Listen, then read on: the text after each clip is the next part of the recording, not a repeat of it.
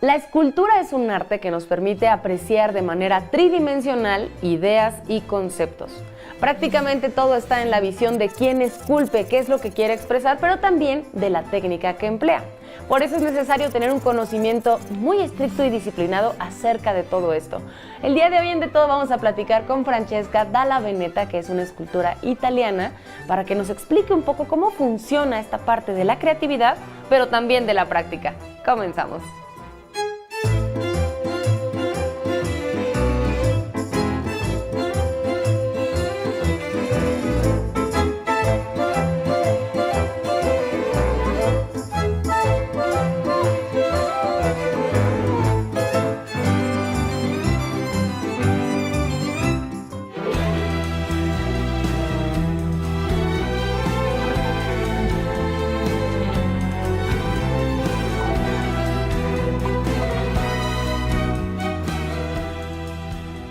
Todo este mundo onírico, todo lo que queremos ver reflejado de nuestro interior cobra vida gracias a las manos de Francesca, que ya les comenté, es una gran artista plástica italiana, pero que vive en México, y yo siento que también estar en nuestro país influye mucho en lo que la gente creativa saca en sus piezas, ¿no? Muchas gracias por acompañarnos en De Todo. Hola Ale, ¿cómo estás? Muchas gracias. Gracias también por recibirnos aquí en tu estudio, que para nosotros es un privilegio siempre no solo poder conocer las piezas de los artistas y el proceso creativo, sino también el lugar donde surgen las ideas, donde trabajan. Siento que es como desnudar la pieza un poco, ¿no? Como ver el detrás de los artistas. Pero vámonos paso a pasito. Primero hay que conocer la historia de quién es el artista. ¿Cómo surge esta necesidad de expresarte a través del arte? Cuéntanos un poquito acerca de eso.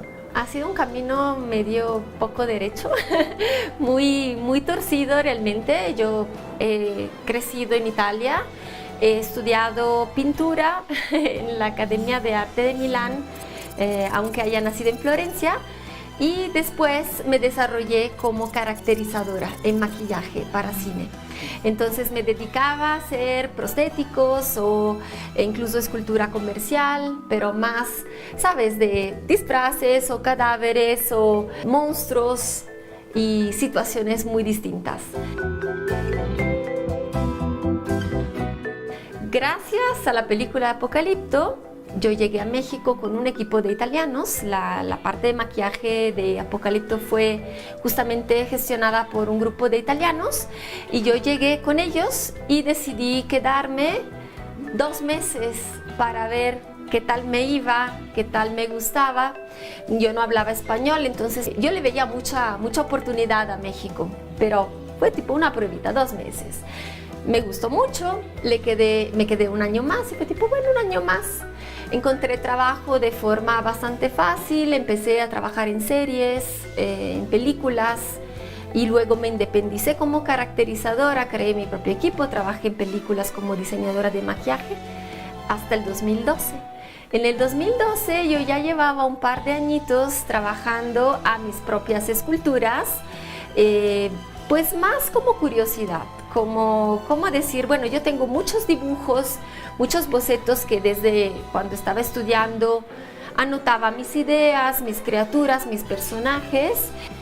Y bueno, luego casualmente sucedió, es un poco entre comillas porque no creo mucho en la casualidad, pero durante un viaje de avión de regreso desde Italia encontré 2 italianos, muy extraño, ¿no? Pero ellos se dedicaban a hacer museos caracterizados, ¿no? Entonces tenían un museo que se llamaba Vampiros y Hombres Lobos en el antiguo Museo de Policías y me invitaron a crear una serie de piezas. De hecho, trabajamos 35 esculturas desde cero para un museo muy parecido que se iba para Florencia.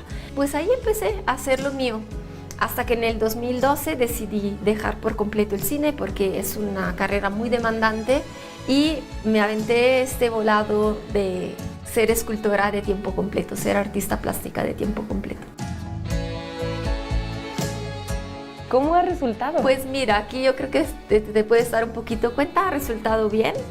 He encontrado lo que realmente me apasiona. Siempre me ha gustado también el maquillaje, pero creo que la escultura definitivamente es algo que a mí me ha emocionado que me crea como esta curiosidad constante para incursionar en distintos materiales, probar cosas nuevas, porque es importante mantenerse siempre actualizados. Y creo que México justo ha podido crear este terreno fértil para germinar una imaginación y bueno, pues obviamente todo el mundo surrealista que México encarna de verdad. Creo que es muy valiente que alguien haya construido una carrera sólida en algo y de pronto digas, bueno, ya. Y también me gusta mucho la historia de Francesca porque creo que nos da un panorama de cómo en realidad pues puedes estudiar una cosa, luego trabajar en otra y luego terminar haciendo algo completamente distinto y está muy bien. Sí, yo creo que es muy importante porque creo que cuando tú desarrollas de forma segura ciertas técnicas,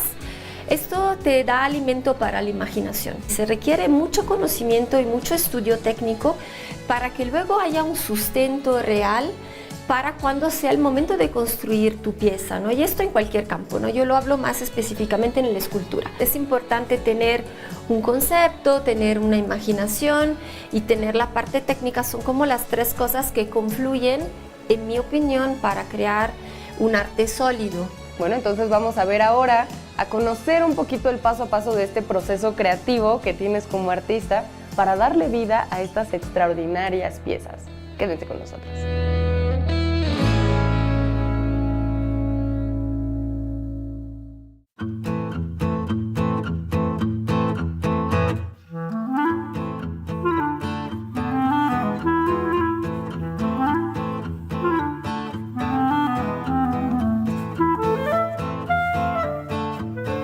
Me gustaría saber, Francesca, ¿en qué te enfocas en la actualidad en tu trabajo? Ya vimos que te gustan mucho las texturas, esta mixtura entre la anatomía y figuras oníricas. Entonces, en la actualidad, ¿cómo está conformado tu trabajo?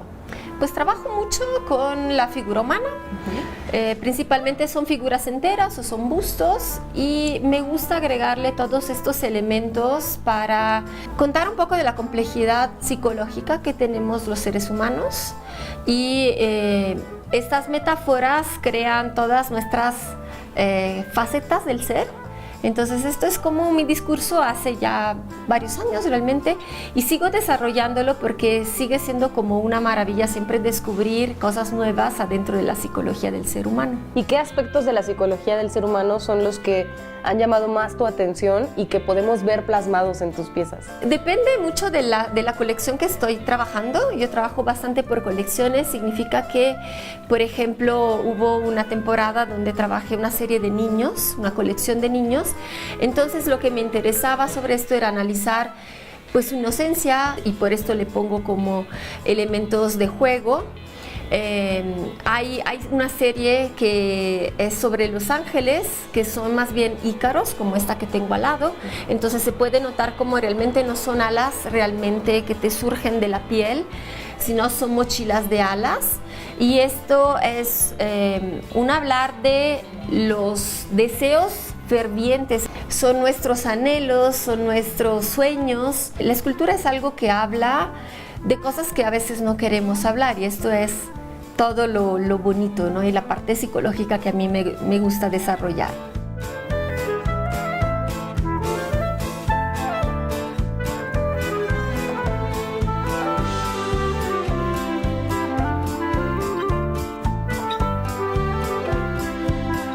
Francesca, ¿y cómo inicia este proceso creativo para darle vida a las piezas? ¿Cómo realizas el boceto y plasmas todas estas ideas que nos acabas de comentar? Sí, lo primero es una idea, o sea, es la parte imaginativa. Este momento de imaginación es muy poco predecible. Llega a veces cuando me estoy durmiendo, muchas veces llega cuando estoy a punto de dormir, que es este como punto suavecito entre el sueño y bueno, cuando todavía estás despierto, donde yo creo que sueltas las barreras, entonces ya como que el cuerpo se relaja y entra todo lo que es la imaginación. Y otras veces pues puede ser muy random, puede ser que estoy haciendo cualquier cosa y de repente me imagino. Entonces ahí es muy importante que yo aterrice la idea con un boceto rápido, pero sí la parte importante son los bocetos, o sea, es muy raro que yo haga una escultura así en directo. siempre hay un boceto antes que me ayuda a afinar detalles, a agregar los elementos que yo quiero. De hecho, muchas veces es tipo, pues tal ángulo, tal otro ángulo. Muchas veces tomo referencias fotográficas, así tipo en el espejo con el celular. Y finalmente ya lo voy eternizando de una forma como un poquito más clara en mis cuadernos. Entonces, o sea, en mis cuadernos puedes ver como cosas muy mal hechas o cosas como con más detalles, cosas que luego sí las encuentras en escultura y cosas que no. Pero sí, esto es como el primerito. La primera fase. Y una vez que el proyecto, digamos que en papel, en 2D, ya queda como tú lo estás visualizando, viene la parte en donde empieza a cobrar tercera dimensión, ¿no? Hay que levantarlo. De hecho, una vez que está esta libertad como fluida de la idea, porque dibujar te permite hacer cualquier cosa, y hay que bajar a la parte física, y la parte física pues hay que lidiar con el peso, con las proporciones, hay que ver si la cosa se balancea, si se sostiene. Entonces el primer paso es una estructura. La estructura yo normalmente la hago en alambre, la hago si es volumétrica, como con un volumen más gordito, digamos, la hago en poliuretano, en unicel, y entonces se empieza a construir por capas, y la capa más interna pues es lo primero que se hace y luego se va como creciendo. Entonces ahí es como interesante porque uno hace el esqueleto de la figura, la monta, la pone en una posición, la trata de asemejar, y muchas veces sucede algo curioso, que ya parece que tú tenías el boceto súper aterrizado, súper claro, etcétera, y ya que lo estás empezando a armar en 3 dimensiones, cambian las cosas. Entonces ahí hay siempre como alguna diferencia. ¿Qué les parece si vamos a ver ya esta parte en tus piezas? Perfecto, vamos.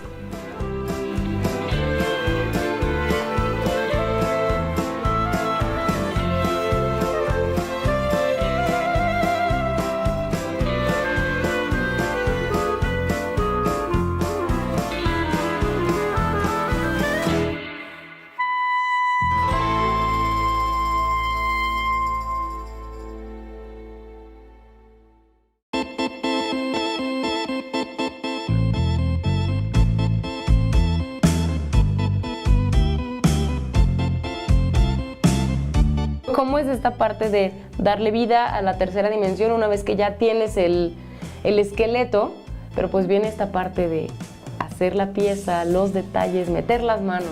Sí, esta pieza es hecha en plastilina. Esta es la etapa donde se modela, donde se crean todos los detalles, etc. No está completamente llena de plastilina, tiene una capa como de 2-3 centímetros dependiendo de la zona, pero debajo está el poliuretano. Puede ser unicel, poliuretano, o sea, es algo que le da como el volumen a grosso modo para que luego podamos recubrirla con plastilina. Hay quien trabaja con barro, yo prefiero la plastilina, encuentro como más amigable el material. Y aquí se agrega, básicamente es todo un trabajo de agregar, y luego con herramientas también refinamos, pulimos, quitamos algunas cosas que queremos modificar, y es todo un proceso sobre la marcha. Es interesante porque la escultura siempre es una simulación, o sea, no se trata de algo hiperrealista. No voy a hacer cabello por cabello, esto no es algo que no se hace, siempre se crea como la ilusión. Hay quien quiere ser un poco más realista, hay quien menos. Yo estoy como en un punto medio, digamos, donde me gusta que se aprecie el detalle, se aprecie la textura, pero no busco que sea como tan específica, como tan fina, ¿no?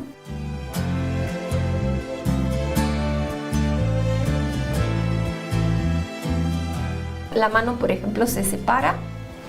Me voy a mover tantito. La mano se separa. ¡Wow! Perdón, se va a caer un poquito de la parte interna. Aquí se puede ver el poliuretano. Esto es lo que compone el interior de la pieza. Y es una espuma que sirve básicamente para que la estructura sea muy ligera. Y la mano es algo que se separa porque primero A mí me resulta mucho más fácil trabajarla por separado que trabajarla estando aquí, donde tengo que darle la vuelta a la pieza, etc. Y esto es hecho para que yo lo pueda colocar sobre una base aparte y que lo pueda trabajar de manera completamente separada. También la etapa que sigue la escultura, una vez que está completamente realizada la plastilina, se tiene que hacer un molde. Entonces, para la etapa de molde, muchas partes tienen que ser por separado. Si yo no sé que para el molde tengo que separar la mano, yo lo hago todo junto. Incluso me complico la vida al momento de trabajarlo y luego lo llevo con la persona que realiza el molde y me dicen, es que le voy a tener que cortar la mano, y muchas veces te preguntan, pero ¿qué tiene adentro? Si es fácil de cortar. Por ejemplo, esta mano por adentro tiene una estructura de alambre, pero esto es plastilina llena, es básicamente sólido, entonces tiene cierto peso, y si yo no creo una guía que mantenga esto en su lugar, esto se estaría venciendo. Son como un montón de detalles que uno tiene que tener en cuenta, y te digo, lidias con la física, que el peso, que el baricentro, que la cosa que no se tiene que caer. Muéstranos algunas de las herramientas que empleas para trabajar con la plastilina. Eso Sí. me parece súper interesante. Sí, están muy sucias, pero están padres también, se ve que se han vivido. Mira, esta es una que estoy usando mucho para esta pieza. ¿La quieres tocar? Y que además esta tiene como unos dientecitos, como una Exacto. textura, ¿verdad? Este tipo de herramienta se llama vaciador o ahuecador, depende, en algunos países lo llaman vaciador, aquí se dice ahuecador, y sirve justo para quitar material. Y los dientecitos sirven justo para poder emparejar una superficie, que parece contraintuitivo porque dices, bueno, tiene dientecitos, me va a dejar una textura, porque por ejemplo si lo pruebo aquí, ves los dientecitos, ¿no? Sin embargo, cuando yo tengo una textura que es muy irregular y quiero hacerla plana, los dientecitos te van evidenciando de alguna manera que no tenga los abultamientos, ¿no? Este otro lado es un lado que se utiliza para alisar. Sin embargo, yo lo uso también tipo para repujar, para crear, escarbar. Entonces es súper versátil la herramienta. Existe de tamaños distintos. Y también utilizo mucho espátulas metálicas, que son espátulas dentales. Y son herramientas realmente que son bastante fáciles de encontrar. Estas que son ahuecadores, pero de ambos lados, estas me los hacen.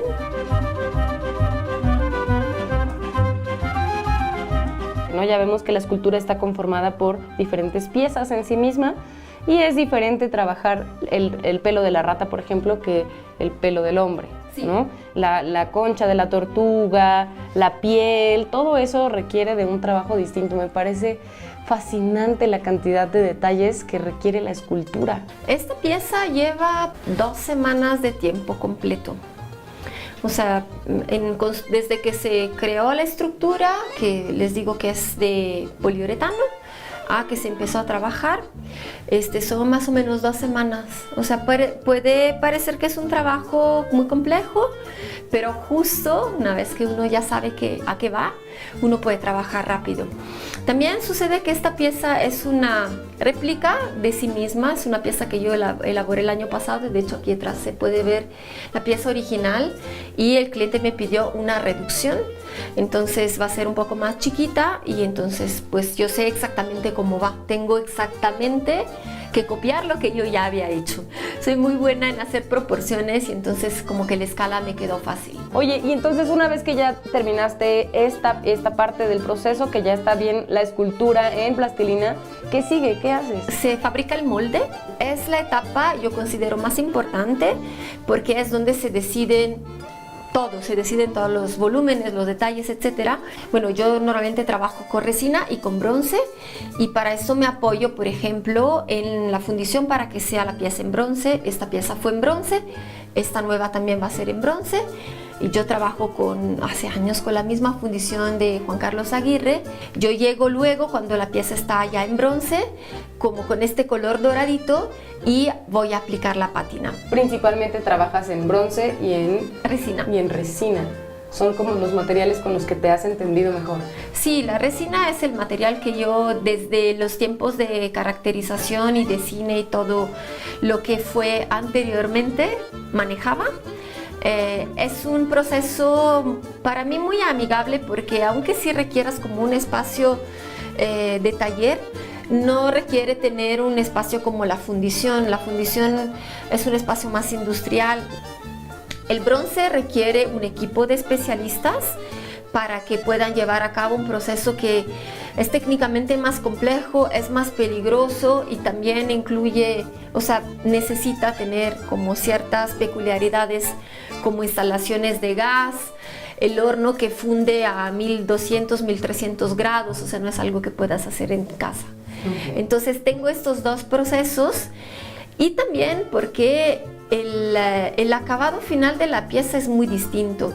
La pieza en bronce tiene la magia del bronce, esta sensación que es algo eterno, ¿no? O sea, tenemos los bronces de los griegos y de los romanos que tienen más de 2000 años y cosas todavía más antiguas, y como que esta sensación de crear una pieza que va a sobrevivirme me encanta.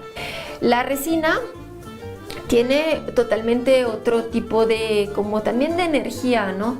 Y los colores que puedes obtener, puede ser resinas transparentes, puedes encapsular cosas. Tengo resinas donde he encapsulado flores, pero que tienen la forma de un busto, por ejemplo. Entonces hay como, yo no podría decir que prefiero, pero mantengo el equilibrio entre las dos cosas. Te entregan la pieza de bronce y sigue algo más dentro de tu trabajo, o ya el equipo Sí. de fundición se encarga de todo. Yo patino mis piezas, pero es algo como que no es tan habitual, realmente me he dado cuenta. Pero la razón de patinar mis piezas es que la pátina es el color, es como el acabado final. Entonces, si tú quieres tener tu toque y tu firma, yo patino mis piezas, ¿no? Yo quiero darle como el último acabado. Y además creo que cada material le habla al espectador de una forma distinta, entonces sí es muy bello ver que existen tantas posibilidades. ¿Nombras tus piezas? Sí. ¿En qué momento las nombras? En general tienen un nombre de cariño, que es el nombre con el cual se quedan desde que las empiezo a trabajar a que las termine, y luego tienen el título, que ya es algo más formal, que es el título de la obra, y es algo que siento que la pieza sugiere. Y por lo regular me llega una idea, entonces normalmente así se queda el título. ¿Esta pieza cómo se llama? Esta pieza tiene el mismo nombre de cariño y se llama El Sabio.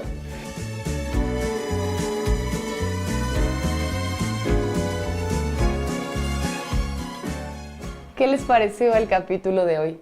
Qué interesante es el trabajo de las y los artistas, ¿cierto? Conocer cómo se inspiran, el paso a paso de un proyecto que al final resulta en algo que a lo mejor no nos habíamos imaginado. Pero cuéntenmelo a través de nuestras redes sociales, ya saben que De Todo tiene redes sociales, síganos y escúchennos a través de Radio IPN en el 95.7 de FM. Nos vemos la próxima.